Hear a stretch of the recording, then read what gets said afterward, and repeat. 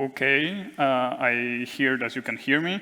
Thank you very much for the invitation. My name is Pabisiak, and I'm a consultant at Newgate CE and soon to be PhD student at Syracuse University. First of all, I am a student of political science, so maybe it differs a little bit from other speakers. But this is the only way we as humanists can be useful in any way by describing technology. So today I'm going to talk about the so-called social credit system being introduced in the People's Republic of China. And since my presentation is boring, I would like to make it more interactive by asking the audience whether you heard about social credit system, and raise your hands if you heard about it. And thank you very much, that's great. You will spot any mistake in the presentation then. And I would like to ask whether, first of all, who heard about it in a negative way? Okay, and who heard about it in a positive way? Okay, so wow, that shows us that we benefit from two types of sources. Yeah, since it's impossible to talk about 26 years old initiative in 25 minutes, I would need 1 minute more. There is a list of useful authors, apart from me, that you can check out. First of all, Jeremy Daum from Yale University. He's an expert coordinating the China Law Translate initiative and writing about the legal developments of the social credit system. Then Vincent Brucey from Leiden University, which focuses on political developments and recently issued a book on titled Social Credit, The Warring States of Emerging China Digital Empire. Roger Creamers, also from Leiden University, who writes about technological developments. Kendra Schaefer, who is a consultant based in Beijing and works for Trivium China, and is focused on the SCS impact on businesses. Marian von Blomberg, who focuses on the rule of law and human rights. And finally, Deite Sidhai and Matthias Sims, who wrote for European University Institute about the SCS comparisons to the Western systems. SCS in a nutshell, what you can see here is the logo of the Credit Reference Center in China. It was established almost 20 years ago in 2006. And this is the core of the whole ecosystem that we call social credit system, because the social credit system, it's already a name that is confusing, because we see a certain dualism here. What China is trying to achieve since 1999 is a credible credit system that would contain data on trustworthiness on certain businesses and individuals in terms of tax information and compliance with all the laws regarding a business sphere. But the problem is that since it is easier to say what SCS is not than what it is, I will just say that it is not this whole nationwide, fully operational system containing all data from all authorities and all businesses operating in China. There was never a fully integrated national-wide system, for example, entailing a social score for individuals, as is presented by most Western media.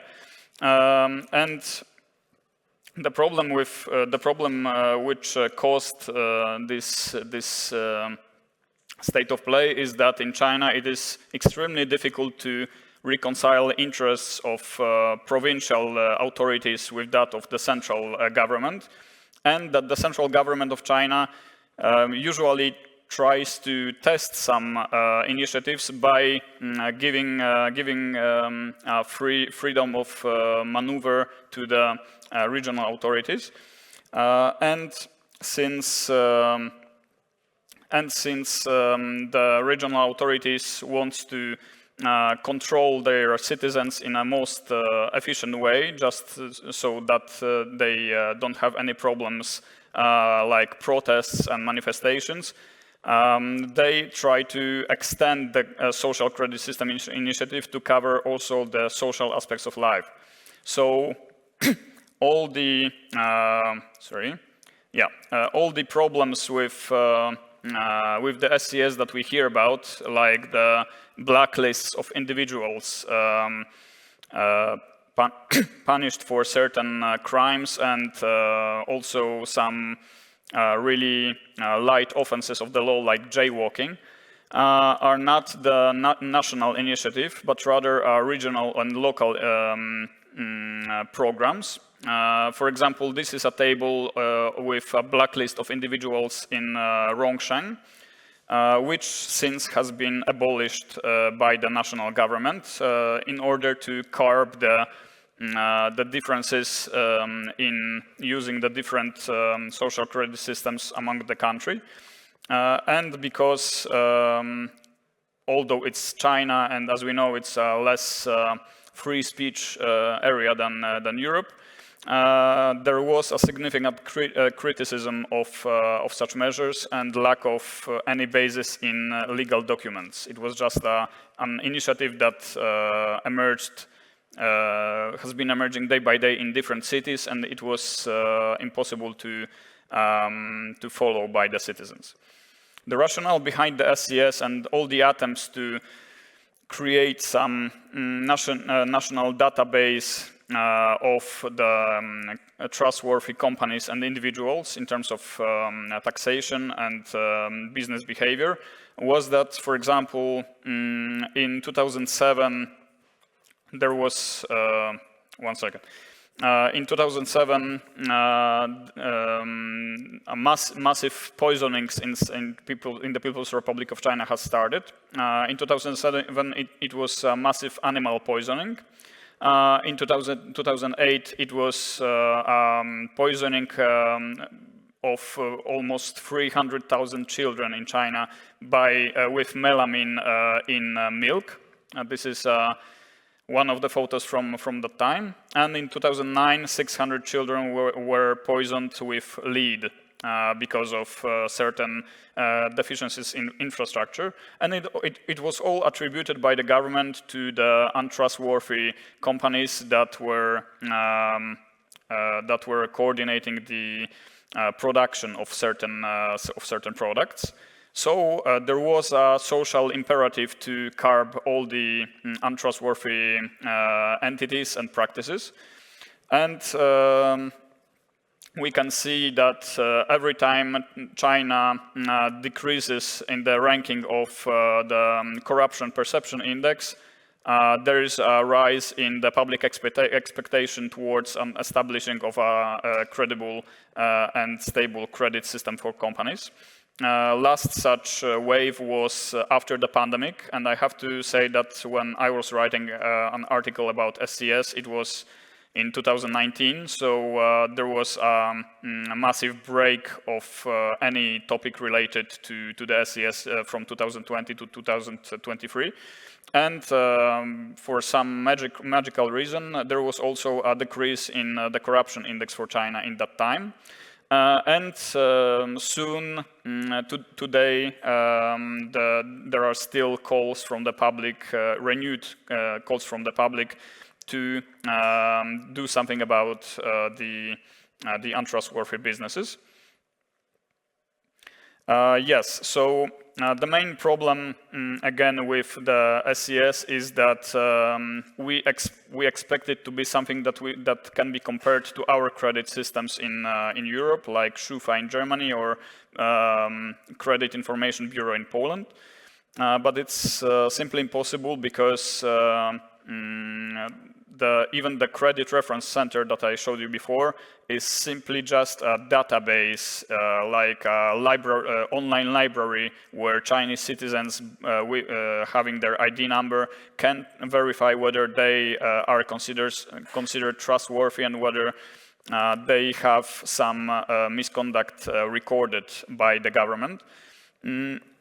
but the local initiatives that were present up until 2021 throughout China are the initiatives that are the most burdensome were the most burdensome for the citizens, and were described as the most Orwellian initiatives in the whole world. For example, giving a point rating system to individual citizens, not for their financial behavior, but because of, for example, manifesting their discontent with their local authorities, and also because of their cooperation with Chinese companies like Alibaba and Sesame credit system, which in the beginning allowed the Chinese customers to be rated by the system,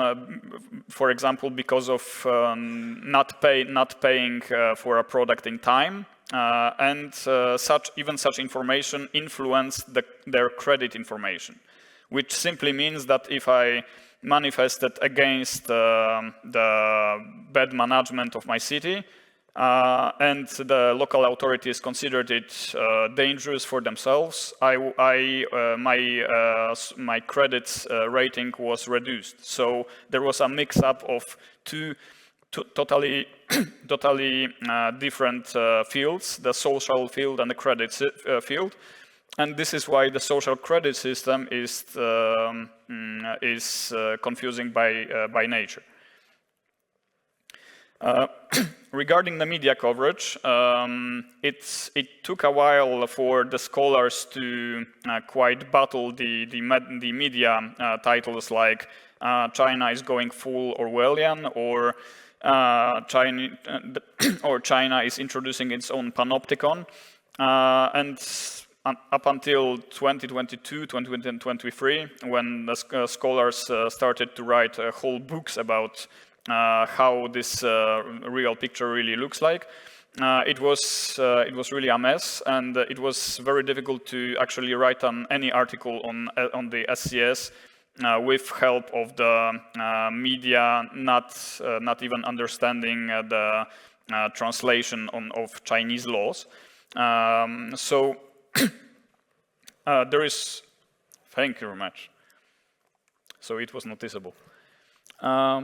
So this Big Brother is watching you thing is, it can happen in the future, and even the most brilliant professors cannot deny that in China nothing is impossible.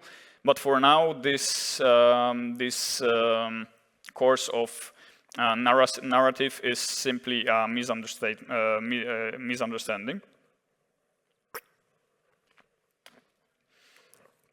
Yes, and in terms of global interest, thanks to Google Trends, we can see that the SCS was mostly searched, at least in English, in late 2022, just when the new draft social credit law was presented by the national government. And this draft social credit law actually didn't introduce nothing new, because there was no clarification on what trustworthiness means according to the government. Nothing, no clarification on what credit and credibility is according to the financial laws of the country. There was no major data infrastructure, and of course, there was a public interest in the details of the future course of action, but no clarification was provided.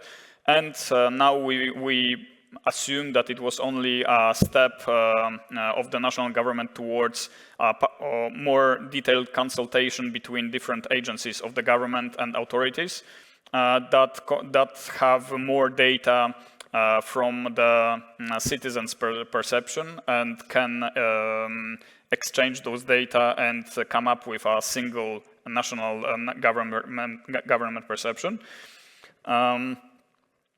Yes, and the most controversial items covered by the social credit system, such as blacklists, are already integrated in some national institutions. So it's not like we don't have any troubling and worrying elements of the social credit system in work. We have them, but they reference only to the financial entities and not the individuals, as it's often spread by the media. Blacklists are coordinated by the Supreme People's Court, which is also headed by Zhou Zhang, who is perceived as a more liberal jurist in China, but it didn't prevent him from going more into publicly covered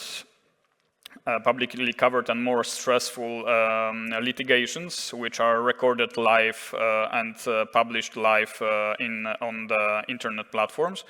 And the Credit Reference Center that I mentioned is governed by the People's Bank of China, and the People's Bank of China is also engaged in so-called Baihang Group, which also involves such entities as Alibaba, which try to simply establish a voluntary credit systems and social rate and rating systems that will serve as a model for any future combination of nationwide elements of the credit system. Yeah. Recent developments, what is dead may never die. Nothing has significantly changed since 2022 and the renewed interest, because one thing that was introduced in 2024 was so-called credit risk management, which is a system that is similar to our risk index for companies. For example, it doesn't only matter that your misbehavior is grave. It matters whether your company has a real potential of putting a national economy in danger. For example, if there is a music company, regardless of its size and influence on people, its mismanagement of finances is rather not going to tumble the Chinese economy. But on the other hand, if you are a medium-sized company producing pharmaceuticals, with all the experience the Chinese have with poisoning in the 2000s, it's more probable that you will get 10 times more health inspections in your company and so on, and it's all covered by the 2024 guidelines. And the other problem that emerged with the social component of the social credit system is that although we all thought that the Chinese government has cracked down on local initiatives using the more personal behaviors of individuals as a basis of reducing the credit score of a citizen, in 2024 it was announced that some of the data used in this risk index for companies will include the social element, data from social media, which can easily be influenced by competitors. So it is considered by the Western scholars as not particularly helpful in establishing a credible credit system. Yeah, there is still a debate on whether the law on the establishment of the SCS will ever see the light of day. And according to the new action plan published by the national government in 2024, there will be some points incentives for citizens, which is a huge step because for now it was only established for companies. But we can assume that it will be only related to the tax questions. Regarding the future of the SCS, in 2025, 2 months ago, the government published a new guidelines on improving the SCS, which entails 23 measures divided into 7 areas: comprehensive coverage, data infrastructure, unified legal enforcement, incentives for trustworthiness, integration into regulation framework, marketization, which means, for example, linking the credit system solutions with a mechanism like leasing, and enhancing the individuals, embracing them to engage voluntarily in credit reporting, institutional and cultural support, so basically showing the citizens that it's not something that will monitor your every move, but rather something that will help us to coordinate policies against untrustworthy actors. There will be no punitive action without explicit legal basis, which means that the Chinese government is trying to finally establish a sound legal infrastructure for the credit systems, and not something that in a country where so many citizens still don't use bank accounts, wouldn't be possible to track down all the credit actions. There will be no one-size-fits-all scheme, which was announced by the government, and no fragmentation of the credit system in the future, which means that any local initiatives independent of the national guidelines are improbable. Also, there are new business areas that were highlighted by the government. So if there are any businessmen in those areas, I would suggest to check it out. Real estate, internet services, human resources, and medium and long-term energy contracts, which means that if you manage a company in China that deals with this kind of stuff, you can expect that higher standards of trustworthiness in the Chinese market required. And there is a new push from on China's side to make it social credit system a global initiative, which means that under the umbrella of BRICS, there will probably be some initiative of a cross-border credit information exchange, but for now we can't say it for sure. And whether it means anything, the scholars are divided and usually think that it's rather an ideological show-up than anything which would be new in the technological sphere. And the last thing, the comparison of the Chinese credit system managed like pilot credit systems managed by Beihang Credit Consortium with the Western equivalents in terms of exchange of data, blacklists and red lists. Red lists are our equivalent of whitelists, so some measures that help you if you behave in a good manner. For example, if you pay your taxes on time, you have the priority of being enlisted in a public kindergarten in terms of inscribing your children. Use of extensive data sets like social media and contact lists, and public availability of the untrustworthy users' data, like debtors, and cooperation with foreign credit systems and scoring for companies. As you can see, scoring is almost universal in today's world of credit systems, but other elements like blacklists and red lists or exchange data among different agencies is not so common. And since the presentation was so short, I encourage you to drop me an email on the address visible here if you want to get access to the presentation and the comparisons, and I will be happy to answer your questions in those 30 seconds. And there are no questions, so thank you very much.